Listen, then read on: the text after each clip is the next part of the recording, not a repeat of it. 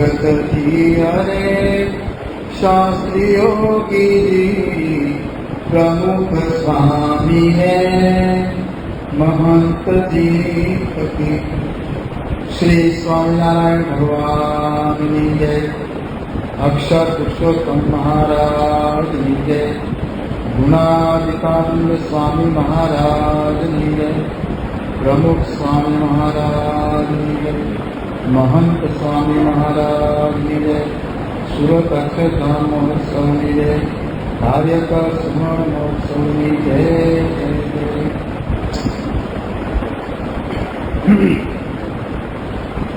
गुरु बे अक्षरों से एक शब्द। गु कहता अंधकार, गु कहता प्रकाश। अंधकार में प्रकाश मळे तो गुरु। शास्त्रों એવું કહે છે કે ગુરુ આમ તો જે કંઈ સારો માર્ગ બતાવે તે ગુરુ, પરંતુ પહેલા માતા પિતા ગુરુ જન્મ આપે। આ લોકમાં આપણને શરીર આપ્યું, મોક્ષ માટે શરીર જરૂરી છે, એટલે માતા પિતા પહેલા ગુરુ થયા। એને બોલતા શીખવાડ્યું, જમાડતા શીખવાડ્યું, ચાલતા આવતા શીખવાડ્યું, બધું જ એને શીખવાડ્યું ગુરુ પહેલા માતા પિતા। એટલે એ જ્યારે મોટો થાય છે પછી વિદ્યા ગુરુ જુદા, આ લોકનું જ્ઞાન આપે વિદ્યા ગુરુ, પરંતુ મુક્તિ આપે એ ગુણાતીત। એટલે ત્રણ ગુરુ છે।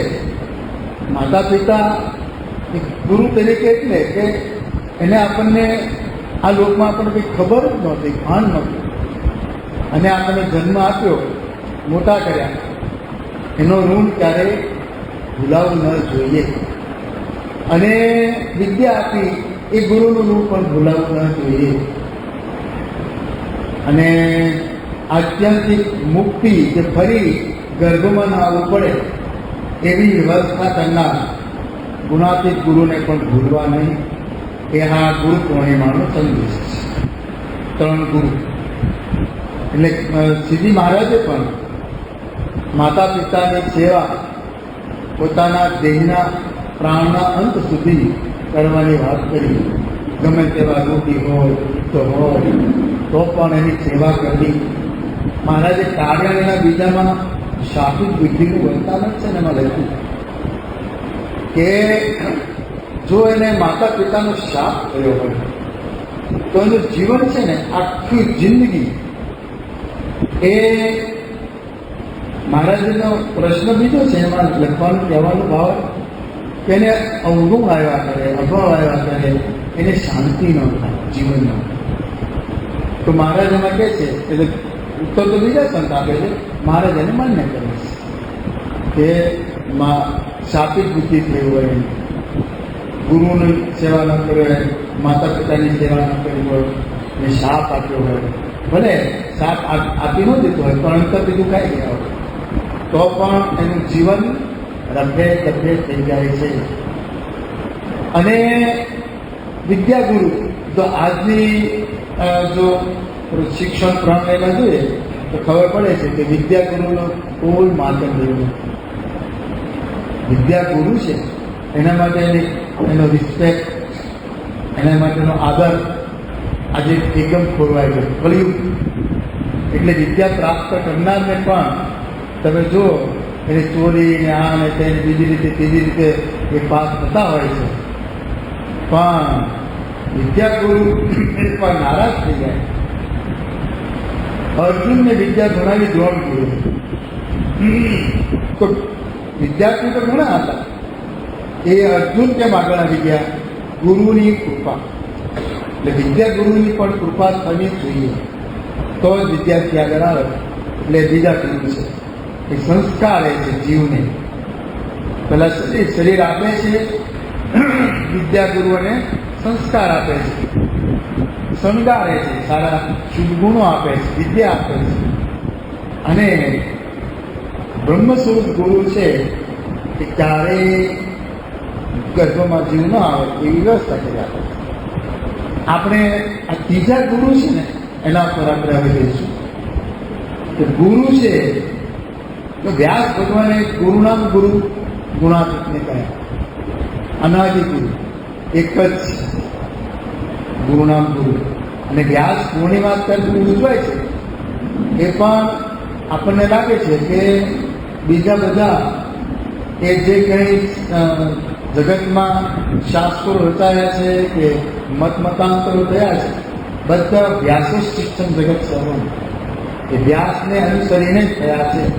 એટલે વ્યાસ એક ગુરુનામ ગુરુ છે.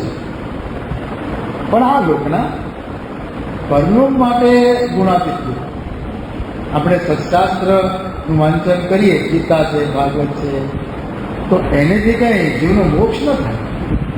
તમને એની જાણકારી મળે બસ, પણ ગુરુ ગુણાતીત મળે છે ને ત્યારે જ એનો મોક્ષ થાય છે. એ શ્રીજી મહારાજે વચનામૃત ગઢા પ્રથમ પ્રકરણ 60 લખ્યું. મોક્ષ એટલે શું? મોહનો ક્ષય, જગત તૂટી જાય, વાસના તૂટી જાય અને જીવ બ્રહ્મરૂપ થઈ અક્ષરરૂપ થઈ એકાંતિક ધર્મ સિદ્ધ કરીને અક્ષરધામને પામે.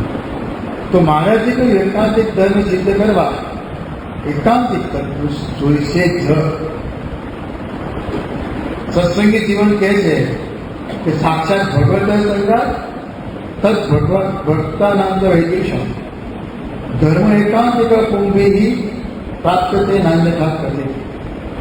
અન્યથા એ કમાતો જ નથી. ત્યાં સાક્ષાત ભગવાન મળે અથવા ભગવાનના અખંડ ધારક ગુણાતીત સંત મળે. આ બે દ્વારા જ એકાંતિક ધર્મ સિદ્ધ થાય છે. આ સત્સંગી જીવન જે મુખ્ય સંપ્રદાયનું શાસ્ત્ર કહેવાય છે એમાં આ વાત કરી છે. એને એ જ વાત મારે જે પ્રથમના શાસ્ત્રમાં કરી કે શાસ્ત્રમાં તો લખી રાખ્યો હોય એકાંતિક ધર્મ, જ્ઞાન, વૈરાગ્ય, ભક્તિ બધાના જુદા જુદા રૂપ અને સારી રીતે વિસ્તારથી લખ્યો હોય એ વાંચા કરવાથી એકાંતિક ધર્મ સિદ્ધ થાય. વ્યાસ ભગવાને ગમે તેટલા શાસ્ત્રો કર્યા હોય, પ્રસંગ મદન પાસે આત્માના કૌરવ વેદું વ્યાસ ભગવાને જ લખ્યો શ્લોક. ત્રીજા અધ્યાય કે ને કે ભાગવતનો સ્કંદ, બીજો તૃતીય સ્કંદ. હવે એમાં આ કંઈક 21-23 અધ્યાય છે, એમાં લખ્યું છે શ્લોક પ્રસંગ મદન પાસે આત્મા કૌરવ વેદું. પણ એને કઈ માસનાને મોક્ષ સાથે લેવા દેવાનું.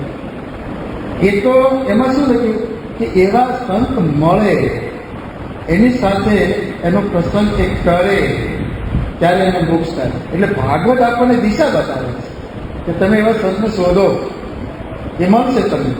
અને શ્રીજી મહારાજે કહ્યું કે જ્યારે જ્યારે ભરત કર્મવી છે આ જીવને મનુષ્ય હૃદય આવે છે ત્યારે ભગવાન કા ભગવાનના સાધુ જરૂર પૃથ્વી પર વિચરતા હોય છે. જ્યારે એ જીવને એની ઓળખાણ થાય છે ત્યારે ભગવાનનો ભક્ત બને છે. આ વર્તા 19માં કહ્યું. એટલે જે વસ્તુ જીવને મોક્ષ માટે મહારાજે કહ્યું ને એ એકદમ ખુલ્લી બતાવી દીધી. એમાં કોઈ પેલું વેરો આંટો રાખ્યો જ નથી મહારાજે કે તમે આચાર્યને માનશો તો કલ્યાણ કરશે, એવું કંઈ કહ્યું નથી. કોઈ શાસ્ત્રમાં કહ્યું નથી. તમારે એવા ગુણાતીત ગુરુની અત્યંત આવશ્યકતા પડશે. અને એના માટે મહારાજે પહેલેથી વ્યવસ્થા કરી. મહારાજે કહ્યું કે જ્યારે જીવના કલ્યાણને અર્થે ભગવાન મૂર્તિનું ધારણ કરે છે એટલે દેહ ધારે છે ત્યારે ભગવાનનું અક્ષરધામ, પોતાનું અક્ષરધામ, ચૈતન્ય મૂર્તિ એવા પાર્ષદ અને પોતાનું સમગ્ર ઐશ્વર્ય એ સહિત જ ધારે છે. આમ સમજવું અને બીજા આગળ વાર્તા કરવી, કોઈ કંઈક અણસમજને કરીને બીજે ચોટે હોય તો ગુણાતીતને ઓળખી લે. ગુણાતીત એટલે એકદમ સ્પષ્ટ. આ પ્રથમને તો તેનું વચનામૃત હમણાં ગયું વર્તા 19મું વચનામૃત થયું. અને પ્રથમનું 60મું કહ્યું એકાંતિક ધર્મ, એકાંતિક સત્પુરુષ શક્તિ જ કમાય છે. એ સિવાય શાસ્ત્ર લખી રાખ્યાથી કમાતો નથી. ચોખ્ખું ચરણ. એટલે જીવના કલ્યાણને અર્થે આપણે બીજે ક્યાંય ફાંફા મારવાના રહ્યા નહીં. આને ગુરુ કરીએ, પહેલાને ગુરુ શોધીએ, અહીંયા જઈ આવે, ત્યાં જઈ આવે, આ લોકોનું આપી દે, જ્યાં બચ્ચા હો જા, તને આ થઈ જાય, આટલું ધન સંપત્તિ મળી છે. એ ગુરુનું લક્ષણ જ નથી. એ તો તમારે ભૂત પ્રેતની આરાધના કરો તો એ આપી દે છે. ગુરુ ભૂત પ્રેત છે એ તો આ લોકોનું બાંધે જ તમને. એટલે ચમત્કાર બતાવે કે દૂર હાથ લાંબો કરીને તમને ભસ્મ આપી દે, પેલું કંઈક આપી દે, મીઠાઈ આપી દે, ફલાણો આપે, ટીકનો આપે, બધું કરતા હોય ઘણા. એ મોક્ષ માટે લાયકાત જ નથી. એ જીવના અનાદિ અજ્ઞાન વાસનાને લીધે કારણ કરી નાશ કરી નથી. એક ભગવાન અને ભગવાનના આવા ગુણાતીત છે. આપણને એ પ્રાપ્ત થઈ ગયા છે, એના ઉપર જો દ્રષ્ટિ રહે હવે તો મારે એમને રાજી કરવા છે. આજે મહંસ મહારાજ અક્ષર બ્રહ્મ સાક્ષાત એમાં શ્રીજી મહારાજ સાંભળો પાંચ રહ્યા છે. અને એની જેટલી એની સાથે નિકટતા સધાતી જાય, એની સાથે પ્રસંગ કરતા જઈએ, વાસના ટાળતા જઈએ, દોષો ટાળતા જઈએ, એ રૂપ થતા જઈએ તો છતી રહે છે. જાણે 9 અને અંત્યનું 7મું વત્તાનું. મહારાજને મરીને અક્ષરધામમાં જવું છે જ નહીં. સતીદેહ અક્ષરધામને પામી રહ્યો છે, ચોખ્ખું મહારાજ કહે છે. અને મરીને થવું એવું તો અહીંયા જેવું છે સતીદેહ મોક્ષ, બીજે નથી. એને તો મરીને પણ ક્યાં જશે, શું જશે, કોને ખબર છે. એક કૃપાલાનંદ નામના મહાયોગી થઈ ગયા, યોગીજી મહારાજને સમકાલીન, અને પ્રમુખ મહારાજ પણ અમેરિકામાં મળે. કૃપાલાનંદ એનો આશ્રમ પણ છે અહીંયા નર્મદાને કાંઠે છે. તો એ કૃપાલાનંદ સ્વામી એવા યોગી હતા કે એમના ગુરુની વાત, એને ગુરુ પરંપરાને મહર્ષિ મુનિ છે તો તે દેવર્ષિ મુનિ, એને પોતાના ગુરુ પરંપરાની તે ચોપડી લખી છે. એમાં લખ્યું છે કે એ ગુરુ બંગાળના હતા. એ પોતે આમ તો એવું સ્ત્રી ધનનો ત્યાગ એવું નહીં, એ ગ્રસ્ત અને ત્યાં ઉતરે, પછી સ્ત્રી અને પુરુષને પતિ પત્ની એને નવડાવે, એવું થાય. એકવાર ગુરુએ કહ્યું, જો તમે મને સ્નાન કરાવો પછી તમારે હું સંપૂર્ણ, જ્યારે હું ઓગળી જતા તમે સ્નાન કરાવું તો વાંધો નહીં. તો એ ઓગળતા ગયા, એને મોટા કુંડમાં બેસાડ્યા અને પાણી નાખતા ગયા. ત્યાં બધું બરફ પીગળે, એમ સાવ પાણી થઈ ગયું. અને કોપીનો ટુકડો હતો એ કરતો હતો પાણીમાં. ગુરુ ક્યાં ગયા ખબર, ગુરુ અલોપ થઈ ગયા તો ખબર. અને પછી બીજા ઓરડામાં ગયા, ગુરુ ત્યાં બેઠા હતા.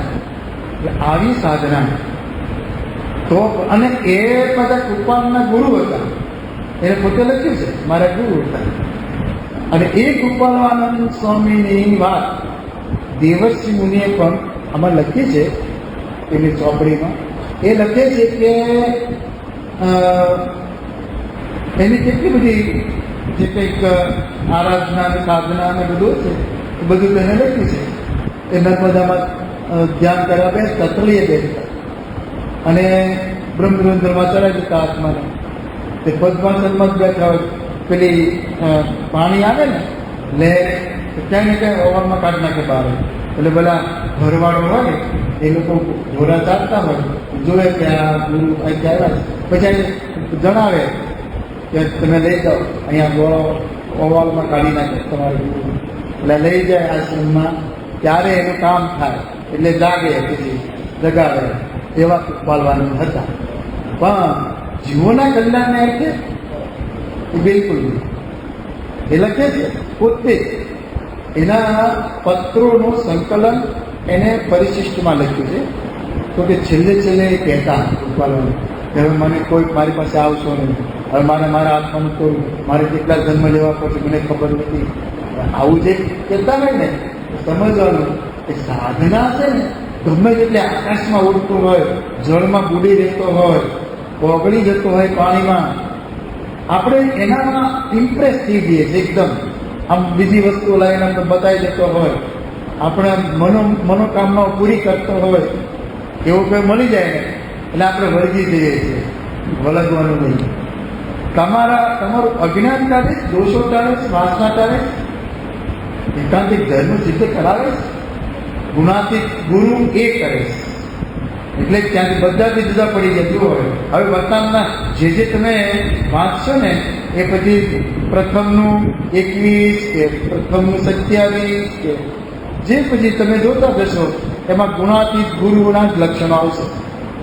ગુણાતીત ગુરુ કેવા હોય બધું. જો પ્રથમનું 44 બ્રહ્માંડ સ્વામી કહે છે કે અમારે તમારા વિશે ભક્તિ એની ઉદય કરવી છે, તો ભક્તિ ઉદય કેમ થાય? મારા જે ગુણાતીત બતાવ્યા એમાં પણ કે જેને ભગવાનને વિશે આવી પ્રીતિ છે, તેવી પ્રીતિ ભગવાન સિવાય બીજો ઘાત થાય મનમાં, તો કે બળબળતો ડામ દે અને વસમો લાગે. કપાળમાં બળબળતો ડામ દે, વસમો લાગે.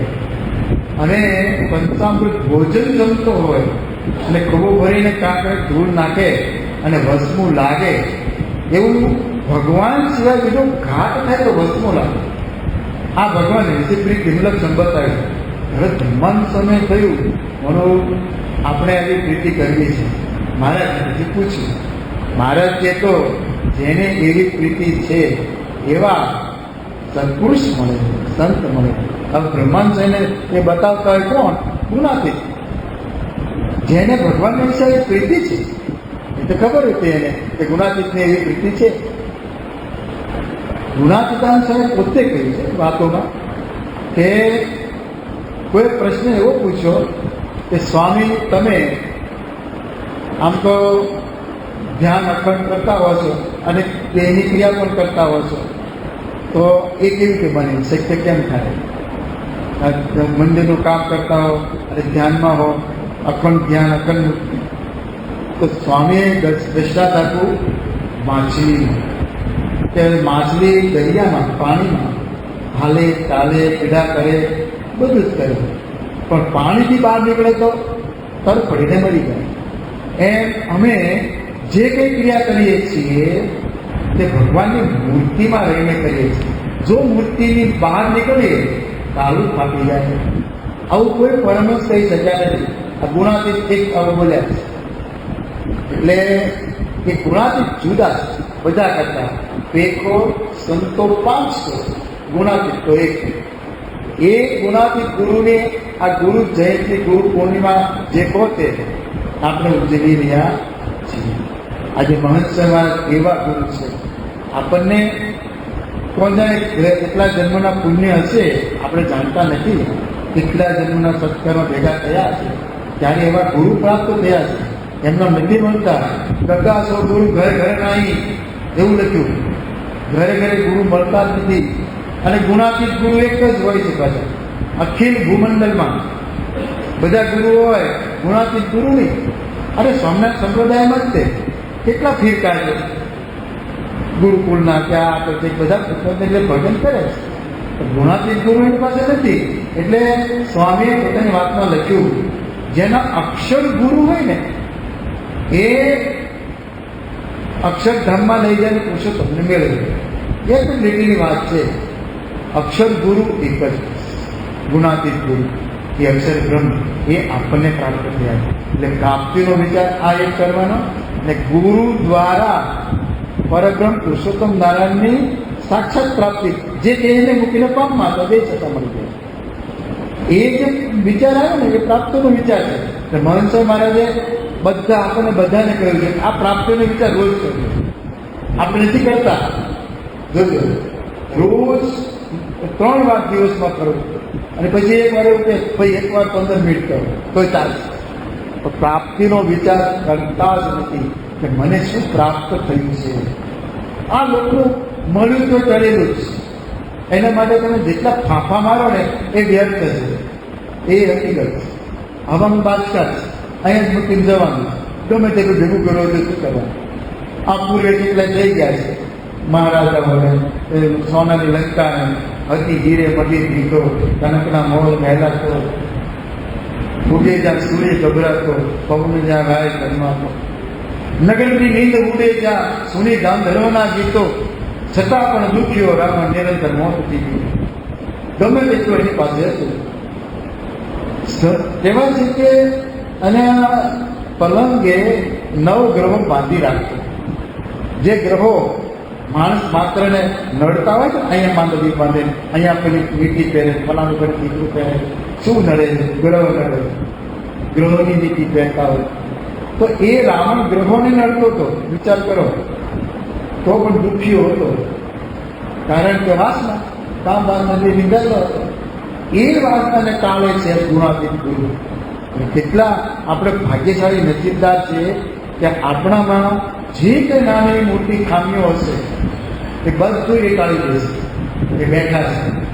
સ્વામી પર બોલેલા સ્વાંશે મારે કે 2 કે 3 જન્મ પૂરું કરી દઈશું બધા. આજે જેને પ્રતિક્રિયા આવી છે બધું 2 કે 3 જન્મ પૂરું.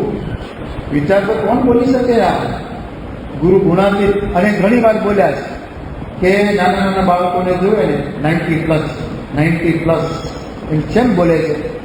ત્યારે થોડુંક બાકી રહ્યું છે, આવ્યા છે બસ. 90 વર્ષની ઉંમરે ચાલો કંઈક કરતા સાધના, ગુરુનું ભજન કરતા, એની સાથે એકાત્મતા સાધતા જીવન ગયું, પણ કંઈક રહી ગયું થોડું. બીજો ધર્મ 90+, અને અક્ષર ધર્મમાં બેસાડી દે છે. પેલા રાફડા થઈ ગયા ઋષિ મુનિઓ અને ભગવાનનું એના ઝાંખી થઈને દર્શન થયા નથી. અને આપણને જો સાક્ષાત દર્શન દે છે. આ પૂનમે બોચા સમજો, સાક્ષાત દર્શન દે છે. શ્રીજી મહારાજ દર્શન દે છે. ઓનલાઈન પણ કદાચ છે ગુરુ પૂનમ તો, કારણ કે એવું યુનિવર્સલ ઉત્સવ કહેવાય. એટલે અમેરિકા, કેનેડા, ઓસ્ટ્રેલિયા, ન્યુઝીલેન્ડ, આ બધા યુએના દેશો, ગલ્ફના બધા દેશો, બધે જ અને બધા ભક્તો વ્યાપેલા છે. એટલે ઓનલાઈન પણ એ ઉત્સવ હશે. એ દર્શન ખાસ સમય કાઢીને કરી લેજો, પ્રાર્થના કરજો, ધીમો ધીમો. હે ગુરુદેવ, બસ તમારા ચરણમાં છું. તમારે જેમ રાખશો તેમ હું તમારા નિયમોને તોડીશ નહીં. આ રોજ એ પ્રણ લેવું પડે. સત્સંગ દીક્ષા એમને કૃપા કરીને આપી છે, અને એ પ્રમાણે વર્તે અને છતી દે અક્ષરધામ પ્રાપ્ત થાય. સાવ સહેલો ઉપાય. તો ગુણાતીત ગુરુ બધા કરતા જુદા છે. એક તો આપણે જડબે સલાહ કંઈક ભરી ગયું, નહીતર તમને સંપ્રદાયના બીજા એવા હોય છે જે પગમાં પહેરેલું ગણપતિ કરતા હોય, માટીથી લીધેલા કહે, તમને લાગે કે અમારા છોકરો માટીથી નથી રમતા, ભગવાન અને જેમ તેમ પાક લીધી લે એવા તમને મળે. અને પાત્ર તો આપણે કેમ કે ગ્લાસ સ્ટીલનો હોય તો ન પીવે, એ લાકડાના પહેલામાં પાણી બધું તમને મળશે. અને આ તો જવા દો, જૂનાગઢમાં તો સંતો એવા પણ હતા કે લોટ પાણીમાં એટલે લોટ નાખી અને ડોઈને પી જતા. પહેલા પથ્થરમાં ભેગું કરી પ્રવાહી પી જતા. કે લોટને બાંધવો, વળી તાવડીમાં રોટલો શેકવો અને વળી પાછું એને ખાવું, એના કરતાં કંઈ નથી કર્યું. આવા હતા રૂપિયા સાથે કહેવાતા, પણ નામ નિશાન કર્યું નહીં. એટલે આવા હોય ને એ ગુણાત્મક દ્રોહ કરતા હોય છે, હકીકત છે. એટલે એને તેના સકંજામાં પણ ના આવે. જો કોઈ દ્રોહ કરતો હોય એને છાયમાં ઊભું ના હોય. અભાવની વાતો, ઊભુની વાતો. અરે જે આપણે કહીએ મારે જે 5 તત્વો ખબર છે ને, વન વિચરણ કરતા 5 તત્વો મારા દરેક પૂછતા, જ્યાં જ્યાં આશ્રમમાં જતા ત્યાં જીવનું લક્ષ્ય, ઈશ્વરનું લક્ષ્ય, માયાનું લક્ષ્ય, બ્રહ્મનું લક્ષ્ય અને પરબ્રહ્મનું લક્ષ્ય. આ 5 લક્ષણો પૂછતા. મહારાજને ખબર પડે કે ભાઈ આ કંઈક જાણે છે કે નહીં. આ પ્રમાણે જીવનું એટલે જીવ, ઈશ્વર, માયા, બ્રહ્મને પરબ્રહ્મ 5 અનાદિ તત્વો છે. તમે જાણીને દુઃખ થશે કે આજે સંપ્રદાયમાં ગુણાતીતનું એટલું વાગે છે, ગાજે છે નામ, તો એને મિટાવવા માટે હવે આપણે 3 તત્વ માનવા, જીવ, ઈશ્વર અને માયા. એટલે 3 તત્વ. ઈશ્વરમાં આપણે કે પરબ્રહ્મને લઈ લઈશું, લેવાતા છે એવું અત્યારે કરવા માંડ્યા છે. એટલે જો મહારાજે કેવું ઝડપે શ્લાઘ મૂકેલું, પ્રથમનું 7 અને અંતનું 10. આ વતનામત ન ગયા હોત ને તો આપણને લાગે મારા તે અનાદિતમાં તત્વો છે. એમાં વેદાંતિ આવ્યો છે, વૃંદાવન ને કાશીનું વતનામત છે. અંગનદાસ મારે પ્રશ્ન પૂછે અને મારા જેને પ્રશ્ન પૂછે કે તમારા ગ્રંથોમાં એવું લખ્યું છે કે અત્યાધિક આ બધું પ્રકૃતિ નાશ થાય છે, પણ વૃંદાવન ને કાશી રહે છે. તો મારા ત્યાં વ્યાસ ભગવાનનો શ્લોક એક તો ભણી બતાવો કે પ્રલયમાં આ વૃંદાવન ને કાશી રહેતું હોય. ખોટું છે. પછી તો એ એકદમ નમી ગયો બિચારો વેદાંતિ, અને કે તમે આમાં તમારો સિદ્ધાંત કહો. મારા સિદ્ધાંતમાં 5 તત્વ અનાદિ એ બોલે છે. જીવ, ઈશ્વર, માયા, બ્રહ્મ, પરબ્રહ્મ. જીવ, ઈશ્વર, માયા, બ્રહ્મ બધાને યાદ રાખવા જેવું છે. આ જીવો, ઈશ્વરો, માયા, બ્રહ્મ અને પરબ્રહ્મ. જીવો, ઈશ્વરો, માયા આદિ છે. આ બ્રહ્મ છે, પરબ્રહ્મ છે. આ બ્રહ્મ અને પરબ્રહ્મ એ અહીંયા આવે પૃથ્વી પર.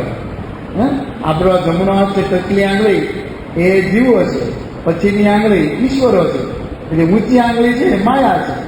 આ બે માયા ઓળંગી શકતા નથી. આ બે તત્વો માયાથી પર છે. એ માયા ઓળંગીને અહીંયા આવે છે. અહીં તો લેન્ડિંગ જ નથી.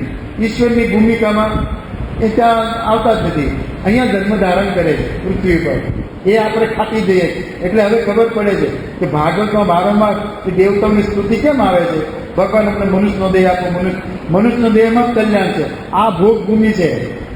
આ બધી સ્વર્ગ કે આગળ જે હોય તે પ્રકૃતિ પુરુષથી ભોગ ભૂમિ. નીચે 7 અતર, રીતર, ઉત્તર, તરાતર, રસાતર, મહાતર અને પાતાળ. ઉપર ભૂલોક, ભૂલોક, સ્વરલોક, મહલોક, જનલોક, સંચલોક, તપલોક અને બ્રહ્મલોક. ઉપરના 7, નીચેના 7 બધા જ ભોગ ભૂમિ છે. ભોગ ભૂમિ ને મોક્ષ ભૂમિ આ એક છે પૃથ્વી. અહીંયા મુક્તિ પામ્યો એ માયા પર થઈને અહીંયા પહોંચી જાય છે. અક્ષરરૂપ થઈને પુરુષોત્તમને મળે છે. આ આપણો સિદ્ધાંત છે કે અક્ષર ને પુરુષોત્તમ બંને અહીંયા આવે છે પૃથ્વી પર. અને એ અક્ષર છે ને એ ગુરુ નામ ગુરુ. મહારાજે જ્યારે 1868માં રાખોડ દાદલે તેડાયા સારંગપુરમાં અને મોટો ઉત્સવ કર્યો, બ્રહ્મોત્સવ. તે રાત્રે પૂનમનો ચાંદો ખીલો અને એમાં મહારાજે રાસોત્સવ કર્યો. અદભુત રાસ એના. એ રાસમાં ફરતે નાના સંતો, પછી કોઠારી સંતો, પછી સદગુરુ સંતો, મંડળધારી સંતો, એમ 3 કલાકાર વચ્ચે બરાબર મહારાજ રહે. મહારાજ પછી સદગુરુ સંતોમાં એક એકને બોલાવતા એની ખાલી દાંડિયા ખેલે અને આમ આખું જ કુંડાળું ફરતું હોય. અદભુત રાસ ખેલો મહારાજ. એમાં ગુણાતીતનો ભાવ આવ્યો. ગુણાત્માન સ્વામીમાં એ સદગુરુમાં હતા. એટલે સ્વામી આમ તો હજી 68 જ સાલ છે, સદગુરુ નહોતા તો પણ મહારાજે એને ત્યાં લઈ લીધા. ત્યાં તો મુક્તાન સ્વામી, સ્વરૂપાન સ્વામી, રામદાસ, ભાઈ રામદાસ સ્વામી, ભાયતમાન સ્વામી, પછી નિત્યાનંદ, બ્રહ્માનંદ, મુક્તાનંદ, સુકાનંદ એ બધા હતા. મહારાજે કેવી બીજી હરોળમાંથી એને બોલાવી લીધા કે અહીંયા આવો, અમારી સાથે રાસ ખેલો. અને રાસ ખેલવા લાગ્યા. અને મહારાજ એ જે હાથમાં છડી લઈને એ કબીરની હોળી બોલતા જાય અને સદગુરુ ખેલે વસંત એમ કહેતા જાય. પછી પ્રશ્ન પૂછે મારે, મુક્તાન સાહેબ પ્રશ્ન પૂછ્યો કે એવા સદગુરુ કોણ છે? તો બધા મારે તમે એવા સદગુરુ તમે જો ને. કારણ કે એમાં જે કબીરની હોળી છે ને એમાં એક વાક્ય આવે છે વચન એ કોટી કૃષ્ણ જોડે હાથ, કોટી વિષ્ણુ નમે માર, કોટી શંકર ધરે ધ્યાન, કોટી બ્રહ્મા કરતા કરોડો કરોડો વાત આવે ને તો બધાને એ તો મહારાજ જ હોય ને. મહારાજ તો નામ એ તો અક્ષર બ્રહ્મ છે. ક્યાં મૂકી દે અક્ષર બ્રહ્મને? આ ગુણાતીતાનંદ સ્વામી છે એવા સદગુરુ તો હું તો એનાથી પરબ્રહ્મ છું. માયા પરના બંને તત્વો આવી ગયા. તો સદગુરુ એ મહારાજે કહીને જઈને કયા એસ્ટાબ્લિશ કરી દીધા, ગુરુ નામ ગુરુ, સદગુરુ. અને એ ગુરુની પૂર્ણિમા એટલે ગુણાતીત પૂર્ણિમા. ગુણાતીતનું દાન. એ પછી ગુણાતીતાનંદ સ્વામીનું દાન કરો, ભગતજી મહારાજના મહિમાનું દાન કરો, શાસ્ત્રીજી મહારાજના મહિમાનું દાન કરો, યોગીજી મહારાજના મહિમાનું દાન કરો, પ્રમુખ સર મહારાજના મહિમાનું દાન કરો, કે આજે મહંત સ્વામી મહારાજના મહિમા. બધા ગુણાતીત ગુરુઓ છે. એકની જયંતિ ઉજો બધાને ઉજવાય છે. શ્લોકોમાં પણ ગુણાતીતાનંદ સ્વામીના માંડીને આજે મહંત સ્વામી મહારાજ સુધીના જે નવા બનાવેલા છે એમાં એક એક ગુણ છે ને એક એક ગુરુને સ્પર્શે છે. તો જોજો ત્યારે ઘડી કરજો તો બધા ગુણ બધા ગુરુને સ્પર્શે કારણ ગુણાતીત સિવાય એના સ્પર્શ. એક ગુણાતીત ગુરુ એ આપણને કામ કરતા એટલે બહુ મોટું કામ થઈ ગયું, ઘણું બધું કામ થઈ ગયું, થોડુંક બાકી રહી બસ થોડુંક આપણી હાલત થાય છે, કરીએ છીએ, વર્તણૂક વાંચીએ નહીં, સ્વામીની વાતો વાંચીએ નહીં, નિયમ ધર્મમાં અક્કલ દકલ ચાલ્યા કરે. આ હવે આ ચાતુર્માસના નિયમો ચાલુ થયા એમાં કેટલા અક્કલ દકલ છે કે નિદ્રા બધું ના થાય. તો મને અક્ષરધામમાં કેવી જવા દે તો થાય કે નહીં. આવા પેલા ડૉક્ટર 2 પૈસાનો એ તમને એમ કે ભાઈ તમે 3 દિવસ જમવું નહીં કારણ કે મારે તમારું ઓપરેશન કરવાનું, તો 3 દિવસ માકાડીને આપણે લઈએ કે ના નહીં કંઈ નહીં નાખતા તો ત્યાં કેમ રહેવાય છે. આ તો શ્રીજી મહારાજ કહે છે અમુક તો એ તપ કરીને મને રાજી કરશો ને મારો રાજી પોતે એટલું કામ પૂરું કરવાનું. કાર્ય 10 વળીને નિત્યાનંદ ગોપાલ સાહેબ પૂછે છે પ્રશ્ન કે મારે આ સિવાય બીજો ઉપાય કરો તમને રાજી કરવાનો. મારે તેના તપ કરવું પડશે. ત્યાં આપણું ગાડું અટકે છે, ઘોડું અટકે છે. બીજા નથી મળ્યા એ લોકો તપ કરે છે. આ તમે હિમાલયમાં બધે જોવો છો બધાને ગુરુ મળ્યા છે એટલે આપણે ગુરુ મળી ગયા છે માથું કરવાની છે એટલે જન્મ વધી જાય છે.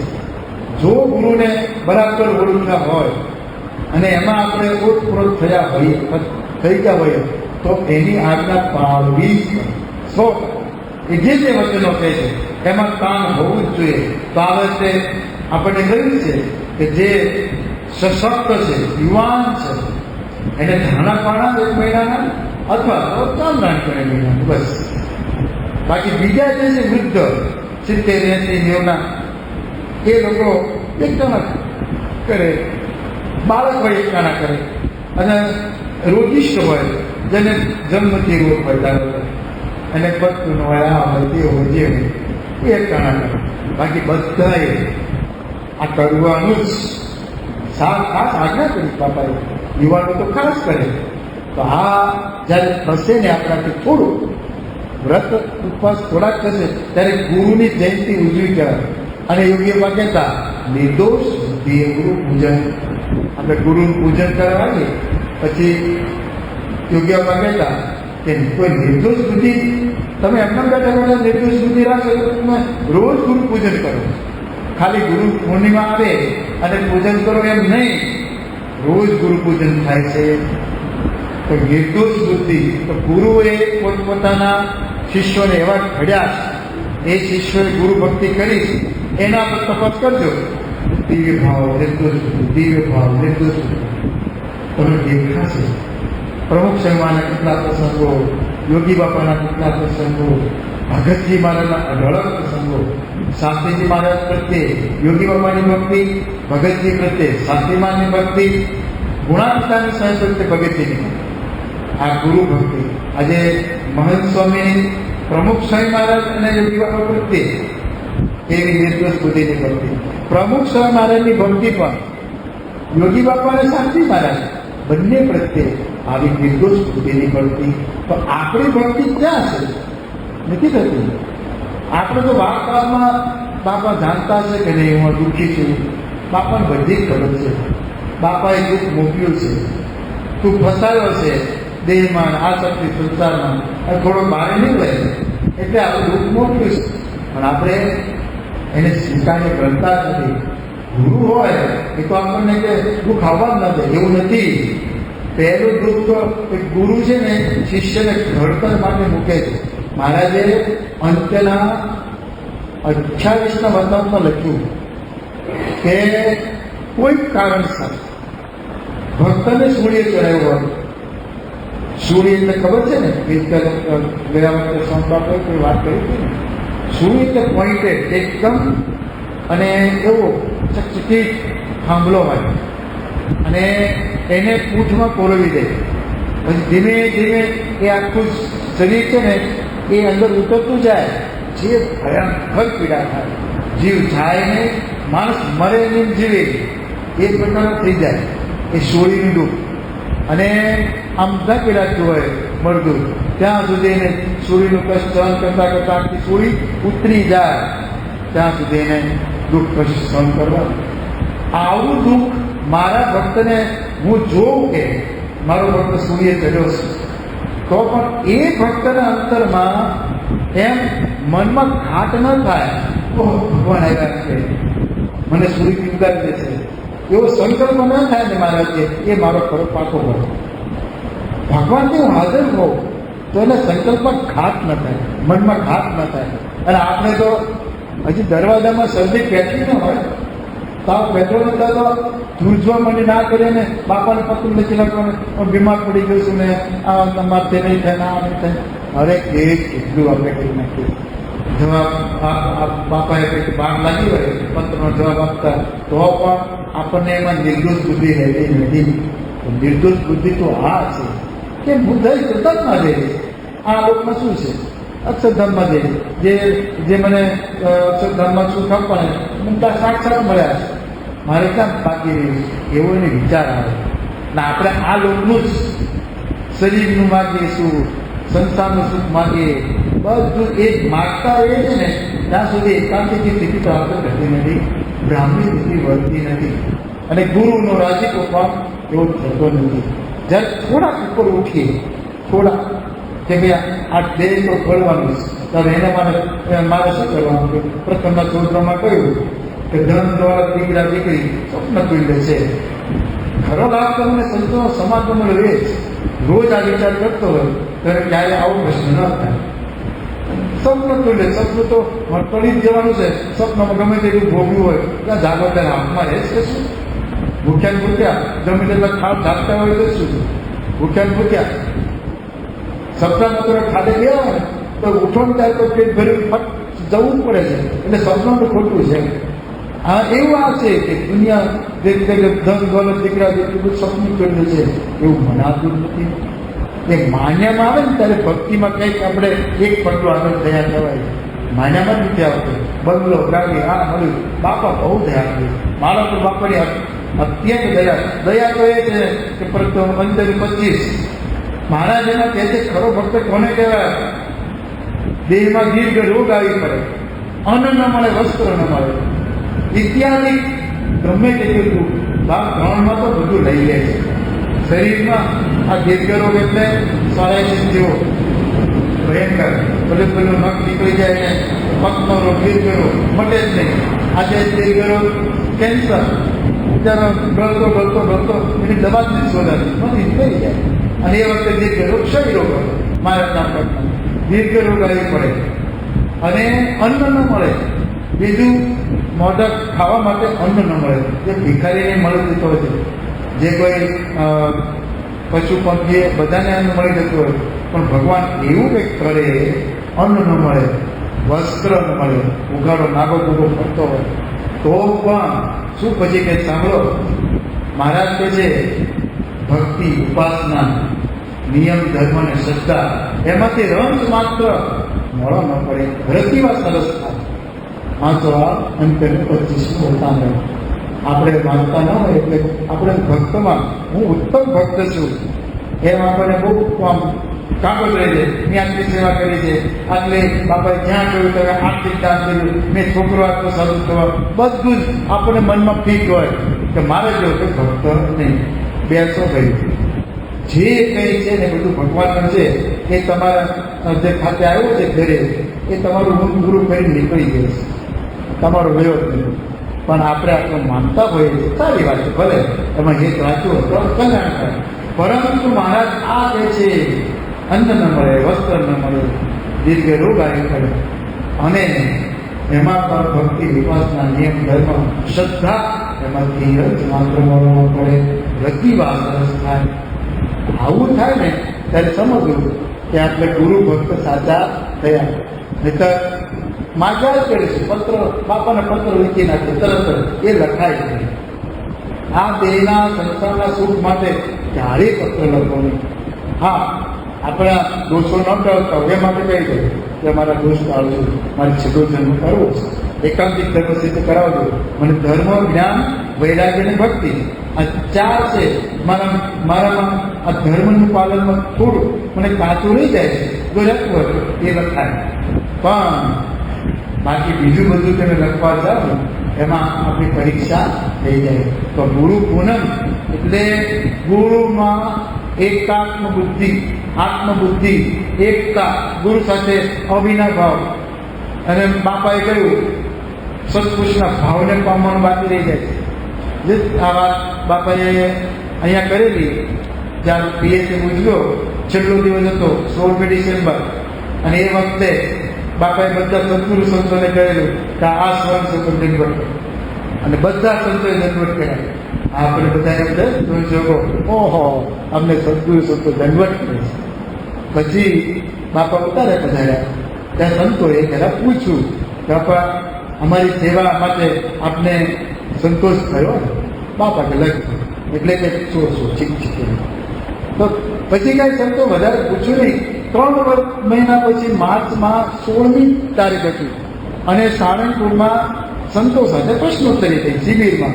એ વખતે આ પ્રશ્ન પૂછ્યો કે બાપા તમે એ વખતે સેવકોએ પૂછ્યું ત્યારે લગભગ એવું બોલેલા, તો એ લગભગ એટલે શું?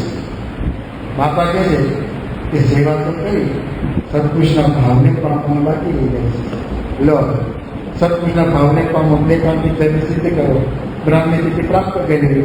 તો સેવા તો કરી, પણ આ બાકી રહી જાય. જો રોબિન ફિલ્ડમાં બધાએ સેવા કરી, કેટલા બધા 12,500 યુવકોની યુવક, પણ તેમાં પણ બાપાએ કહ્યું હવે તમારું પોતાનું અક્ષરધામની પાયા ગાળો, અમારે મૂર્તિ પધરાવી તૈયાર કરો અક્ષરધામ, અંદર અક્ષરધામ. આજે અંદર અક્ષરધામ એક ટોપિક ઉપર આખા અમેરિકામાં શિબિરો ચાલે. જો તમે બાપા બોલ્યા છે અંદર અક્ષરધામ કરો, તૈયાર થઈ જાઓ, એમાં બધું કાઢવું પડશે, જે કંઈ કામ ક્રોધ લોભ જે વાસના હોય બધું ઉછેરી નાખવું પડશે. તો આ ગુરુ પૂર્ણિમા છે કે ગુરુ આપણને મળ્યા છે એ હવે આ લેવલ સુધી લઈ જવા માટે, બાકી આ લોકો માગ્યા કરશું તો હજી આપણે આર્ત છીએ. આર્તો જિજ્ઞાસુ, અર્થાત જ્ઞાની. આ 4 ગીતામાં ભક્ત ગયા છે, એમાં જ્ઞાની તો આત્મા એક મેં મતમ એમ કહી દીધું, જ્ઞાની મારો આત્મા. આ 3 છે ને એની બધું મારે શું કહેવાય કૃષ્ણ ભગવાન. તો એવા જ્ઞાની થઈએ અને ગુરુમાં બહુ થઈ જઈએ, એમાં આત્માને રીત કરી દઈએ. એ માનવ સ્વયંના ચરણોમાં પ્રાર્થના. એ સોમનાથ ભગવાન